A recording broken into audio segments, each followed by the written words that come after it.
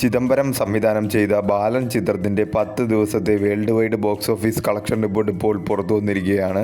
ചിത്രം 10 ദിവസം കൊണ്ട് വേൾഡ് വൈഡ് 28,84,00,000 രൂപയാണ് നേടിയത്. കേരളത്തിൽ നിന്നും 13,98,00,000 രൂപയും കർണാടകത്തിൽ നിന്നും 2.05 കോടിയും തമിഴ്നാട്ടിൽ നിന്നും 93,00,000 രൂപയും തെലുങ്കു സ്റ്റേറ്റിൽ നിന്നും 23,50,000 രൂപയും റെസ്റ്റ് ഓഫ് ഇന്ത്യയിൽ നിന്നും 31,00,000 രൂപയും ഓവർസീസിൽ നിന്നും 11,33,00,000 രൂപയുമാണ് ചിത്രം 10 ദിവസം കൊണ്ട് വേൾഡ് വൈഡ് നേടിയത്. ഒരു പോസിറ്റീവ് റെസ്പോൺസ് ആണ് ചിത്രത്തിന് ലഭിച്ചുകൊണ്ടിരിക്കുന്നത്.